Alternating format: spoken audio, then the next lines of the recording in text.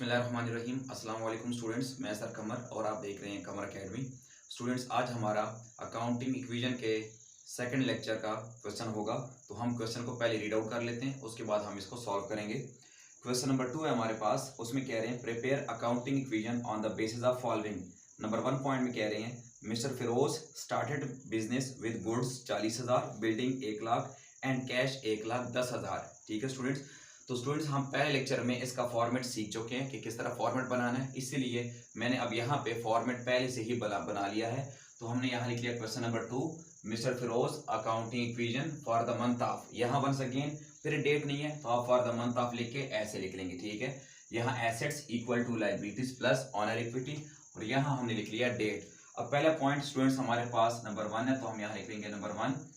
अब स्टूडेंट्स वो क्या कह रहे हैं, फिरोज साहब ने बिजनेस स्टार्ट किया 3 चीजों से। उसने गुड्स भी इन्वेस्ट किए हैं, यानी गुड्स भी लगाई हैं कारोबार में, चीजें भी, बिल्डिंग भी और कैश भी। ठीक है, तो अगर आपको मैं आसान तरीके से समझाऊं कि सपोज हमारे पास ये हमारा कारोबार है, ठीक है, या हमने कोई दुकान या कोई बिजनेस खोल लिया है। अब इसके लिए वो कह रहे हैं कि फिरोज साहब ने बिजनेस ओपन किया है, ठीक है, उसमें उसने 3 चीजें लगाई हैं, गुड्स भी, बिल्डिंग भी और कैश भी।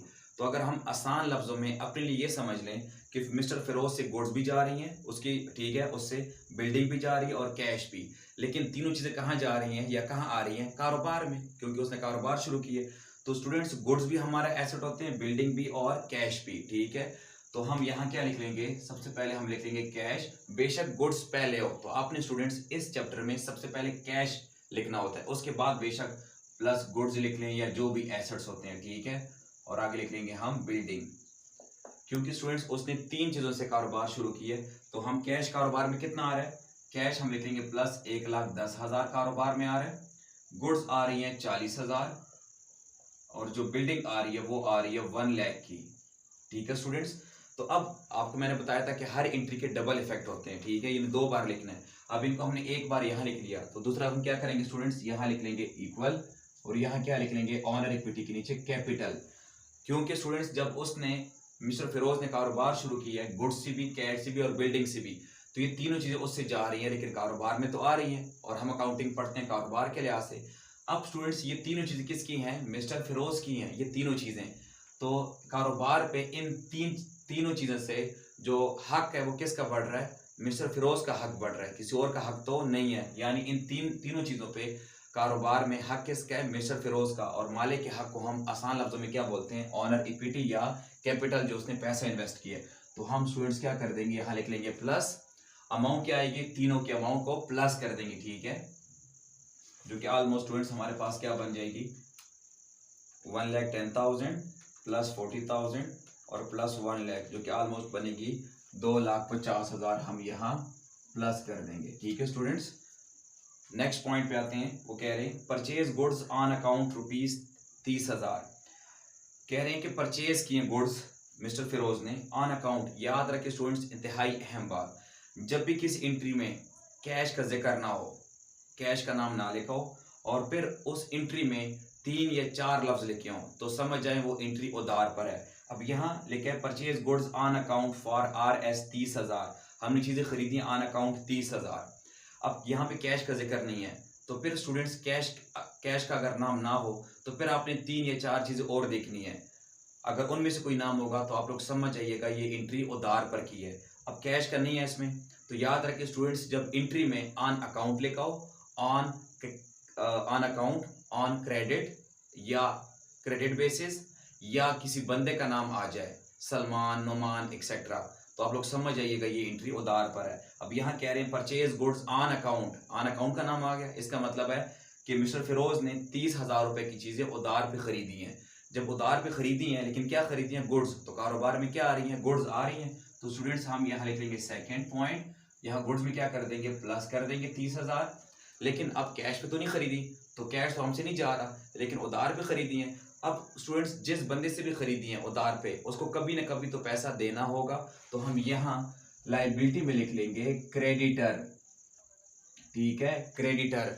स्टूडेंट्स, क्रेडिटर का एक और नाम होता है सप्लायर, जो हमें चीज सप्लाई करता है। ठीक है, ये वो बंदा होता है जिससे हम उधार पे चीजें खरीदते हैं। ठीक है, अब ये जो बंदा भी है, लेकिन हमने जब इसे उधार पे चीजें खरीदी हैं तो गुड्स तो आ गई हैं, लेकिन उसको कभी ना कभी तो पैसा देना होगा।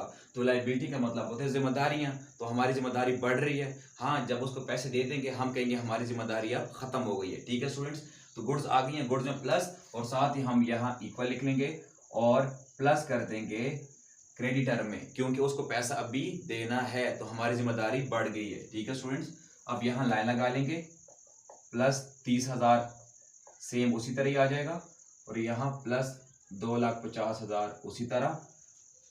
बिल्डिंग जो अमाउंट है उसमें कोई तब्दीली नहीं आई, उसी तरह ही, लेकिन गुड्स आ गई हैं स्टूडेंट्स, तो ये हो जाएगा 70,000 और कैश 1,10,000 ही रहेगा। अब इसको क्या नाम देंगे, बैलेंस। अब स्टूडेंट्स थर्ड पॉइंट पे आते हैं, उम्मीद करता हूँ आपको अभी तक समझ आ गई होगी।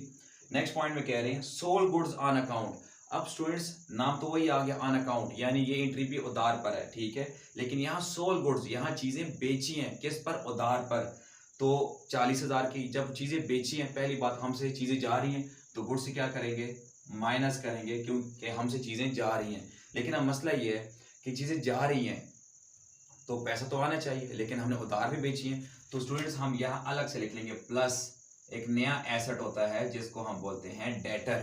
ठीक है, डेटर वो लोग होते हैं जिनको हम उधार पे चीजें बेचते हैं, जिनसे हमने पैसा वापस लेना हो, जिसका एक और नाम होता है कस्टमर और इसका एक और नाम है अकाउंट रिसीवेबल। ठीक है ना, जिस तरह क्रेडिटर का एक और नाम होता है अकाउंट पेएबल, जिसको अदा करने हो। अब स्टूडेंट्स जिस बंदे को हमने वापस देने हो वो जिम्मेदारी होती है लाइबिलिटी, और जिससे पैसे वापस लेने हो वो होता है डेटर, बी खामोश होता है साइलेंट, तो हम क्या पढ़ते हैं डेटर। तो स्टूडेंट्स डेटर में हम क्या कर देंगे, प्लस कर देंगे 40,000। अब प्लस इसलिए किया क्योंकि हमसे चीजें तो चली गई हैं, लेकिन उस बंदे से अभी पैसा लेना है, तो जब पैसा लेना है तो हमारे अभी समझ लें एसेट्स बढ़ रहे हैं। हाँ, जब हम इस बंदे से पैसा ले लेंगे हम कहेंगे हमारे डेटर अब क्या हो गए हैं, खत्म हो गए हैं, क्योंकि पैसा ले लिया है, अभी पैसा लिया नहीं है तो इसलिए प्लस लिख लिया है। ठीक है स्टूडेंट्स, अब लाइन लगा लिया है, वंस अगेन ये अमाउंट उसी तरह ही आ जाएंगी। ठीक है, डेटर की अमाउंट ये आ जाएगी, बिल्डिंग की अमाउंट उसी तरह 1 लाख। ठीक है, और इनको माइनस किया तो ये 30,000 अमाउंट बच गई, कैश सेम अमाउंट अभी तक चल रही है, और यहाँ स्टूडेंट्स क्या लिख लेंगे, बैलेंस। नेक्स्ट पॉइंट नंबर 4 पे आते हैं। स्टूडेंट्स पॉइंट नंबर 4 में कह रहे हैं cash of ₹20,000 deposited into bank. इसका मतलब ये है कि उसने 20,000 रुपए का कैश डिपॉजिट किया, किस चीज में, बैंक में। अब स्टूडेंट्स जब उसने बैंक में कैश डिपॉजिट किया तो हमसे क्या जा रहा है, यानी मिस्टर फिरोज से क्या जा रहा है, कैश, तो हम कैश से क्या कर देंगे, माइनस कर देंगे अमाउंट कितनी, 20,000। और स्टूडेंट्स यहाँ अलग से एक और एसेट आ जाएगा बैंक के नाम से, प्लस हो जाएगा, और उसमें हम प्लस कर देंगे 20,000। अब फिर से हम लाइन लगा लेंगे। ठीक है स्टूडेंट्स, आपने हर प्लस माइनस के ट्रांजेक्शन के बाद आपने लाइन लगानी है। ठीक है, ये अमाउंट उसी तरह ही आ रही है, इनमें कोई अभी तक चेंजिंग नहीं आई। बैंक की अमाउंट अब उसी तरह ही नीचे आ जाएगी, डेटर की अमाउंट, बिल्डिंग की अमाउंट, गुड्स में कोई तब्दीली नहीं हुई। कैश हमसे चला गया स्टूडेंट्स 20,000, तो इसमें हम क्या कर देंगे, माइनस कर देंगे, ये बच जाएगी 90,000, इसको हम क्या नाम देंगे, बैलेंस। नेक्स्ट एंट्री पे आते हैं स्टूडेंट्स, हमारे पास कह रहे हैं paid cash to supplier of goods 20,000, हमने अदा की है 20,000 का कैश सप्लायर ऑफ गुड्स को, जिसने हमें चीज सप्लाई की थी। आपको स्टूडेंट्स मैंने पहले बता दिया कि जो ये लिखा हुआ है क्रेडिटर, जिसको हमने पैसे देने हैं, इसका एक और नाम क्या होता है, सप्लायर, जिसने हमें उधार पे चीजें सप्लाई की होती हैं। अब हमने इस उधार पे कितनी चीजें खरीदी थी, 30,000 की। ठीक है, यहाँ वो कह रहे हैं हमने पे किया उसको कैश कितना, 20,000, तो हमसे क्या जा रहे हैं स्टूडेंट्स, कैश, तो कैश से माइनस कर देंगे कितना, 20,000। ठीक है, हमसे कैश जा रहा है 20,000, और यहाँ क्या कर देंगे, क्रेडिटर से माइनस कर देंगे 20,000। ठीक है, क्योंकि हमसे कैश जा रहा है तो यहाँ तो माइनस कर दिया, लेकिन यहाँ क्यों माइनस किया, क्योंकि हमारी थी जिम्मेदारी कितने अमाउंट की, 30,000 रुपया उसको देना था, 30,000, लेकिन उसमें कितना दे दिया, 20,000, तो इसका मतलब है कि हमारी जिम्मेदारी कुछ कम हो गई है। ठीक है, तो जितने पैसे दे दिए वो हम इसमें से क्या कर देंगे, माइनस कर देंगे। ठीक है, अब फिर लाइन लगा लेंगे। अब अमाउंट स्टूडेंट्स इसकी बच गई 10,000। ठीक है, ये अमाउंट उसी तरह ही आएगी, बैंक की अमाउंट भी उसी तरह ही आएगी। ठीक है, डेटर भी उसी तरह ही, बिल्डिंग के अमाउंट में कोई तब्दीली नहीं हुई, गुड्स भी सेम। कैश से क्या कर देंगे, माइनस कर देंगे 20,000, तो अमाउंट बच जाएगी 70,000। स्टूडेंट्स इसको क्या नाम देंगे, बैलेंस। लास्ट पॉइंट पे आते हैं जो कि हमारे पास वो कह रहे हैं पॉइंट नंबर 6 में, paid telephone bill of ₹4,000 by cheque. हमने अपना टेलीफोन बिल अदा किया है 4,000 का बाय चेक। ठीक है स्टूडेंट्स, तो अब हमने पेमेंट किया टेलीफोन बिल के, लेकिन चेक के जरिए। अब हमसे कैश नहीं जा रहा। चेक कहाँ इस्तेमाल होते हैं? बैंक में। यानी हम पैसे हमारे कहाँ से जा रहे हैं? बैंक अकाउंट से। तो यहाँ आ जाएंगे बैंक अकाउंट से माइनस कर देंगे 4,000। ठीक है, और टेलीफोन बिल अदा किया। तो स्टूडेंट्स टेलीफोन बिल हमारा एक्सपेंस खर्चा हो गया। तो एक्सपेंस कहाँ से माइनस करते हैं? कैपिटल से। ठीक है, यहाँ से माइनस कर देंगे 4,000। ब्रैकेट में बेशक आप लोग लिख सकते हैं टेलीफोन बिल। ठीक है, बेशक मेंशन कर दीजिएगा। अब स्टूडेंट्स हम यहाँ लाइन लगा लेंगे। यह अमाउंट 10,000 ही, इसमें माइनस किया तो ये अमाउंट बच जाएगी 2,46,000। इसमें माइनस किया ये 16,000। ये सेम अमाउंट, बिल्डिंग की अमाउंट भी सेम। ठीक है, गुड्स अमाउंट सेम आ जाएगी और कैश अमाउंट भी सेम, कोई तब्दीली नहीं हुई। यहाँ क्या लिखेंगे स्टूडेंट्स? बैलेंस। ठीक है, अब फिर से स्टूडेंट्स क्या कर देंगे? लाइन लगा लेंगे क्योंकि हमने सारी एंट्री कर ली है। अब क्या करेंगे? ये जितनी भी एसेट्स हैं उनकी अमाउंट हम क्या कर देंगे? ऐड कर देंगे। ठीक है, तो हम इनके अमाउंट ऐड कर लेते हैं। ये जितने भी इनके लास्ट बैलेंस अमाउंट है, ठीक है, इनको हम ऐड कर लेते हैं।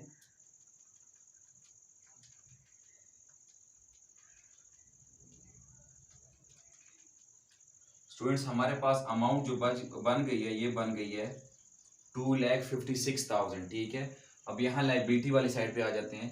Liabilities plus owner equity. तो लाइबिलिटी में एक पॉइंट है और कैपिटल, तो इनको क्या करेंगे? दोनों को आपस में, इनके जो आखिरी बैलेंस है इनको हम ऐड करेंगे। तो 10,000 प्लस 2,46,000 इनको भी ऐड करेंगे तो अमाउंट यही बनेगी 2,56,000। ठीक है, तो वंस अगेन स्टूडेंट्स दोनों का आंसर इक्वल आ गया। तो यहाँ हमारा क्वेश्चन प्रूफ हो गया और यहीं तक स्टूडेंट्स हमारा लेक्चर भी कंप्लीट हो गया। उम्मीद करता हूँ आपको लेक्चर की समझ आ गई होगी।